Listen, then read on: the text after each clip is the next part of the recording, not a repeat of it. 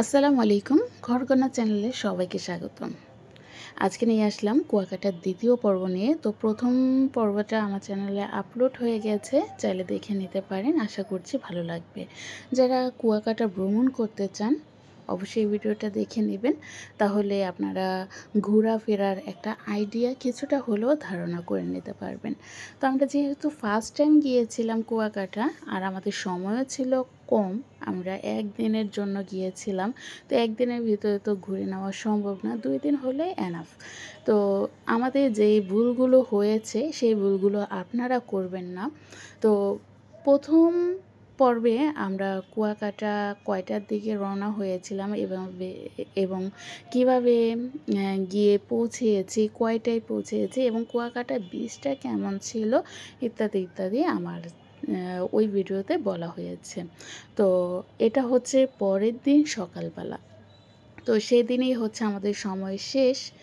আর আমরা সকাল সকাল সকাল বলতে প্রায় 10টা বেজে যাবে। তো আমাদের সাথে যে আরও টিমগুলো ছিল তারা উঠতে লেট করে ফেলছে। তো যাই হোক, আমরা 8টার দিকে উঠে 9টার দিকে একদম সবাই ফ্রেশ ট্রেশ হয়ে রেডি। 9টার দিকে যখন খাবার হোটেলে ঢুকি, তখন নাস্তা খেতে খেতে প্রায় 10টা বেজে গিয়েছে। এখানে কিন্তু একদম সময় লস। তো যারা ঘুরতে পছন্দ করেন তারা খাবারটা একটু তাড়াতাড়ি বা ঝটপট খেয়ে বের হয়ে যাবেন। আর সময় মতো খেতে গেলে কিন্তু সব কিছু একদম লেট হয়ে যায়। আচ্ছা, তো পরের দিন আমরা সকাল 10টায় ফ্রেশ ট্রেশ হয়ে খাওয়া দাওয়া করে, মানে সকালের নাস্তাটা খেয়ে রওনা হয়েছিলাম কাউয়ার চরের উদ্দেশ্যে। এটা হচ্ছে কাউয়ার চর। আমরা যেই হোটেলে খেয়েছিলাম সেই লোকটাকে বলেছিলাম যে আমাদের হাতে আজকেই সময় আছে, আর কোথায় ঘুরলে একসাথে অনেকগুলো রিসোর্ট পাওয়া যাবে এবং ঘুরে নেওয়া যাবে। তো সে বলতেছে এখন তো কোনো কিছুই পাবেন না, মানুষও থাকবে না, শুধু আপনারা গেলে এখন কাউয়ার চরটায় যেতে পারেন। তো আমরা তো ফার্স্ট টাইম আসা, তো তারা যেটা বুঝে ভালো সেটাই আমাদের মেনে নিতে হয়েছে। আমরাও তার কথা মতো চলে গেলাম কাউয়ার চরের উদ্দেশ্যে। তবে রাস্তাগুলো কি বলবো, অসাধারণ লেভেলের। 2টা জায়গায় একটু ভাঙা ছিল, তো কোনো সমস্যা নেই, কিন্তু প্রকৃতি দেখতে দেখতে চলে গেলাম কাউয়ার চর। এটা হচ্ছে আমাদের রুম থেকে প্রায় 8 থেকে 9 কিলোমিটার দূরে। তো সেখানে আমাদের সময় কিন্তু অর্ধেক পার হয়ে গেছে। আমরা 10টার দিকে রওনা হয়েছি। তো সেখানে এটা হচ্ছে কাউয়ার চরের মাঝপথের রাস্তা। অনেকগুলো খেজুর গাছ, যা দেখে আমার অনেক ভালো লেগেছে। আর আমার ছেলে প্রতিদিন আমাকে এরকম ফুল দেয় গাছে।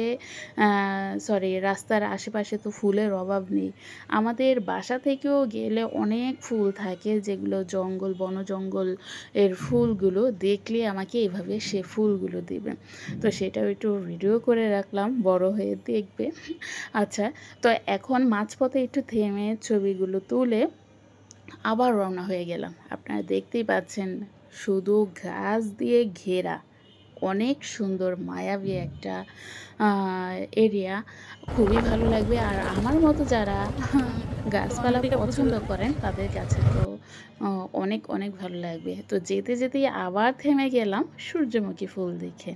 ভিডিওতে, টিভিতে, মোবাইলে অনেক দেখেছি এই সূর্যমুখী ফুল গাছ, কিন্তু বাস্তবে এটা হচ্ছে আমার লাইফে একদম সরাসরি দেখা প্রথম।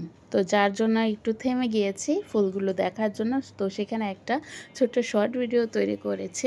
তো যাই হোক, যেতে যেতে এই হচ্ছে প্রথম রাস্তায় আমরা গিয়ে একদম বিপদে পড়ে গিয়েছিলাম। যাই হোক, হুন্ডার তো পার হয়ে গিয়েছে, আমরা একটু হেঁটে উঠলাম আর কি। এখন আরও অনেকটা পথ যেতে হবে। তো এই তো চলতে চলতে চলে যাচ্ছি কাওয়ার চরের উদ্দেশ্যে। কাওয়ার চরটা কেমন দেখতে একটা মনের ভিতরে জল্পনা কল্পনা। তো আমরা আগের দিন যে কুয়াকাটা যখন পা দিয়েছি, তখন এক ভ্যানে তাদের সাথে আলাপ করেছি যে এখানে কি কি ঘোরার এরিয়া আছে। তো সেখান থেকে কিন্তু একটা ছবি আমরা তুলে রেখেছি, যাতে করে আমরা এই জায়গাগুলো ঘুরতে পারি। তো যাই হোক, সেখানে এই কাওয়ার চরের ছবিটাও ছিল। তো যা দেখে আমাদের কাছে অনেক ভালো লেগেছে। সমুদ্র এবং সমুদ্রের পাশে অনেক গাছপালা, তো তা দেখে আমার কাছে খুবই ভালো লেগেছে। তো সিদ্ধান্ত নিয়ে দিলাম, ঠিক আছে চলো আমরা কাওয়ার চড়ে যাই, সময় একটু বেশি লাগলে সমস্যা কি। আচ্ছা, সেইখানে যেহেতু অনেকগুলো ছবি তুললাম, খুবই সুন্দর ছিল। অনেকটা যারা কক্সবাজার গিয়েছিলেন ঝাউবন ছিল ঠিক তেমন, একদম তার বিকল্প কোনো কিছুই নেই, একদম ঠিক সেই কক্সবাজারের ঝাউবনের মতোই। তো খুবই সুন্দর ছিল। তো এখন তো হচ্ছে সামনে সমুদ্র, আর সমুদ্র দেখে আমি লোভ সামলাতে পারি না, সাঁতার পারি না না পারি সেটা কিন্তু আমার পানিতে নামতেই হবে। অর্ধেক কমর সমান নেমে সমুদ্রে আমি নেমে গিয়েছিলাম। তো এখানে দেখতে পেলাম ট্রলার। তো ট্রলারটা আমি ভেবেছিলাম যে আলকাতরা লাগিয়ে হয়তো বা এখানে জিজ্ঞাসা করলাম এটা কি ব্যবহার করা হয় কিনা। তো তারপর তাদের মুখ থেকেই শুনতে পাচ্ছেন এবং সোজা থাকে, আর এটা হচ্ছে বাঁকা দিছে, তো এই কারণে একটা আনকমন হয়েছে।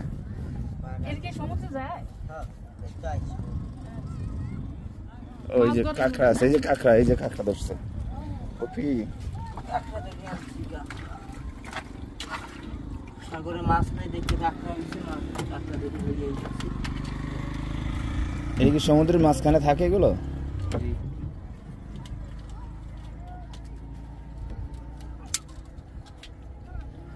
সাবধানে, কামড় দিব আপনারে। ও বাবা, ওই যে কামড় দেয়, এই যে কামড় দেয়।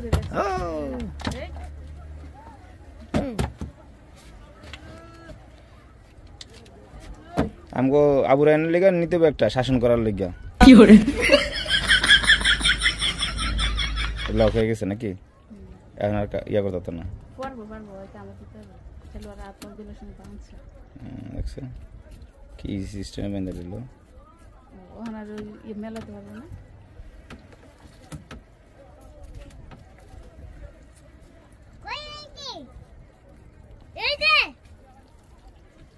ওই যে আরেকটা মারা গেছে। আরে এটা কে দেখছে? আবুরে এনে চলো। থ্যাংক ইউ ভাই। এই ভাই আসো, চাচ্ছু চাচ্ছু, আসো আসো আসো, পাইছো? আসো আসো।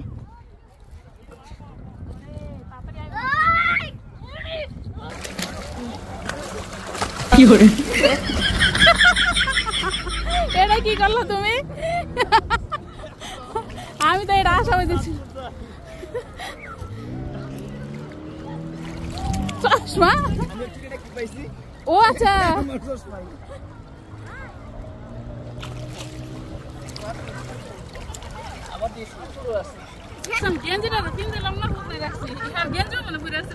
হ্যাঁ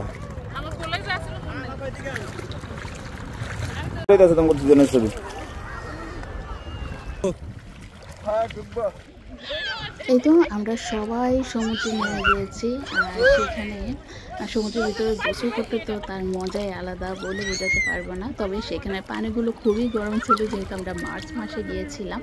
তো অনেকটা পানি গরম ছিল, আর আমি যেহেতু কম সমান পানিতে নেমেছি, কিন্তু যারা গলা সমান পানিতে নেমেছে সেখানে পানিগুলো খুবই ঠান্ডা ছিল। যাই হোক, সবাই খুব সুন্দরভাবে এনজয় করেছে। আর আমার ছেলে তো পানি পেলে খুবই খুশি। সেখানে প্রায় 1টা বেজে গিয়েছে, আমাদের রুম ছাড়তে হবে 11টায়। তো খুব তাড়াতাড়ি করে রুমে গিয়ে ফ্রেশ হয়ে আমরা ব্যাগ ট্যাগ গুছিয়ে তারপর একবারে বের হয়ে গেছি। তো তারপর খাওয়া দাওয়া করলাম দুপুরে। আর সেখানের এই খাবারটাই একটু ভালো লেগেছে, কাচ্চিটা। তো যাই হোক, আলহামদুলিল্লাহ খাওয়ার শেষে এখন কোথায় রওনা হয়েছি? সেই আগের দিনের কুয়াকাটার বীজটা যে, সেটার উপর দিয়ে আমাদের যেতে হবে লেবুর চর।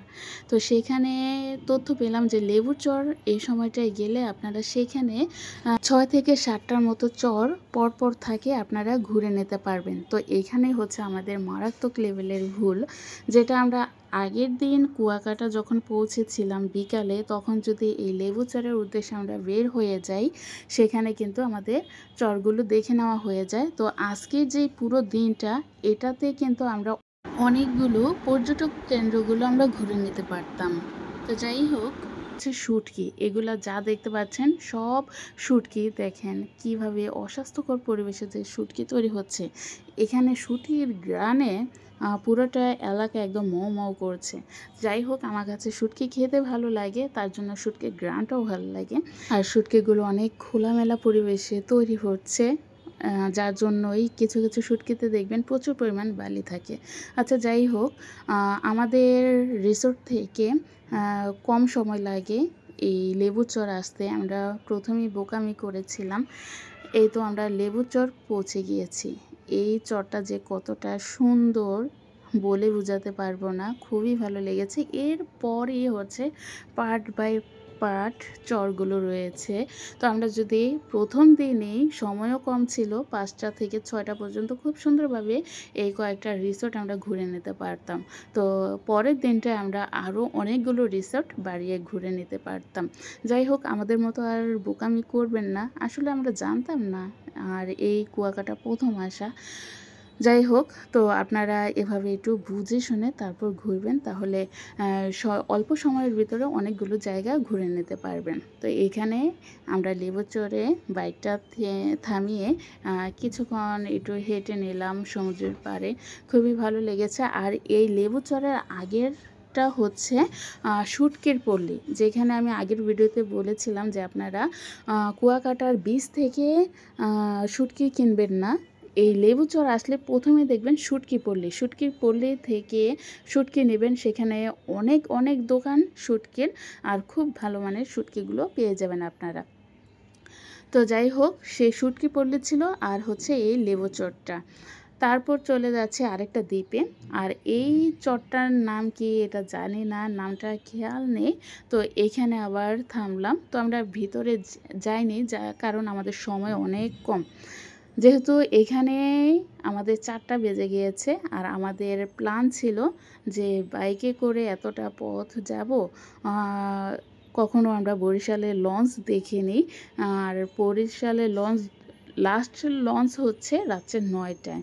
তো যার জন্য আমরা এখান থেকে যদি 5টার দিকে রওনা হই, বরিশাল যেতে যেতে আমাদের 9টা মধ্যে আমরা ঠিক পৌঁছে যাব। তো এই ছিল প্ল্যান। তো যাই হোক, আস্তে আস্তে ভিডিওটা দেখতে থাকেন আর আমার কথাগুলো একটু শুনবেন, তাহলে আপনাদের কিছুটা হলেও উপকারে আসবে। এটা শুটকির পল্লীতে ঢুকতেই এক ছেলে বিক্রি করছিল। তো আমি না কোনো সেদ্ধ জাতীয় কোনো খাবার খেতে পারি না, আমার কাছে খুবই ভাজা পোড়া খাবারগুলো অনেক ভালো লাগে। তো আমার হাজব্যান্ড আবার এগুলো পছন্দ করে, যত গাছের লতা পাতা আছে সব এগুলো খেয়ে নেবে। তো একটা আমার হাজব্যান্ড খাচ্ছে আর একটা আমার বোনের জন্য এনেছে। তো সেটাই খোসা ছাড়াচ্ছে, এটা কিন্তু সেদ্ধ করা। এই যে লবণ, তো লবণটা ছিটাই খোসাটা ছাড়িয়ে তারপর উপরে একটু লবণ দিয়ে খেতে হয়। আমি এক কামড় খেয়েছিলাম, আমার কাছে এত আহামরি কিছুই না, অল্প মোটামুটি ভালো লেগেছে। কিন্তু আমার হাজব্যান্ডের তো খুবই ভালো লেগেছে, সে বলছে আমার একটা ভিডিও করো, আমি যে খাচ্ছি সেটা দেখাতে হবে না। আচ্ছা যাই হোক, তো সে খাচ্ছে, তার ভিডিওগুলো করে দিচ্ছে। আর এটা হচ্ছে 3 নাম্বার চর। প্রথম হচ্ছে লেবু চরের উদ্দেশ্যে যারা রওনা হবেন, সেখানে প্রথমে পেয়ে যাবেন শুটকি পল্লী, তারপর হচ্ছে লেবুর চর। আর এটা হচ্ছে কি চর জানো, আমার নামটা খেয়াল আসছে না। এ হচ্ছে 3 নম্বর চর। আর সামনে আরেকটা চর আছে, তো সেটা নিয়ে 4টা। এখানে আসলে 4টা আপনারা দ্বীপ ঘুরে নিতে পারবেন। তো ভিতরে, এই গাছের ভিতরে অনেক মানুষ দোলনায় দোল খাচ্ছে। তো আমাদের সময় নাই বিধায় আমরা এখানে কিছুক্ষণ বসে থেকে ছবি টবি নিয়ে তারপর আবার চলে গেলাম সামনের দ্বীপটা দেখার জন্য। সেটা কেমন, না হলে তো মনের ভিতরে একটা কৌতূহল থেকে যাবে সামনে যেন আরও কী রয়েছে। আচ্ছা যাই হোক, তো এই পরিবেশটাও খুবই ভালো লেগেছে, মানে গাছ আর সমুদ্র, যেখানে যাবেন বাহিরের এরিয়াতে সমুদ্র পাবেন। আর এখানে হচ্ছে আমাদের ছেলেমেয়েরা খেলা করছে, আমার ছেলে এবং আমার বড় বোনের মেয়ে দোল খাচ্ছে। তো এখানে আমরাও দোল খেয়েছি, তো সেটাও দেখতে পারবেন। আর এখানের পরিবেশটাও খুবই ভালো ছিল। তো আমাদের সময় অনেক কম আর তাড়াহুড়াভাবে ঘুরতে হবে। তো যাই হোক, এখানে আমি বসে একা একা দোল খাচ্ছিলাম। কোথা থেকে যেমন আবার হাজব্যান্ড চলে আসলো দোল দিতে। আমার ছেলে দিচ্ছিল দোল, তো তাকে সরিয়ে তারপর আমার হাজব্যান্ড দোল দিচ্ছে। আচ্ছা যাই হোক, তো খুবই ভালো লেগেছিল। তো আমার দোল দেখে তো আর আমার হাজব্যান্ড সামলাতে পারে না, সে ভিডিও করার জন্য, ছবি তোলার জন্য খুবই পাগল। আর আমার কাছে এত ছবি তুলতে ভালো লাগে না। যখন থেকে আমি ভিডিও আপলোড দিই ইউটিউব চ্যানেলে, তখন থেকে একটা ভিডিওর নেশা হয়ে গেছে প্রায় বললেই চলে। তো এখানে আবার কিছুটা দুষ্টামি করছিলাম।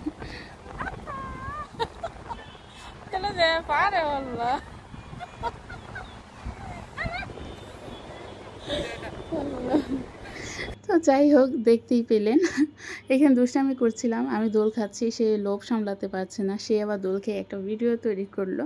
যাই হোক, তো এখন সামনের চরটা আবার দেখার জন্য রওনা হয়ে গেলাম।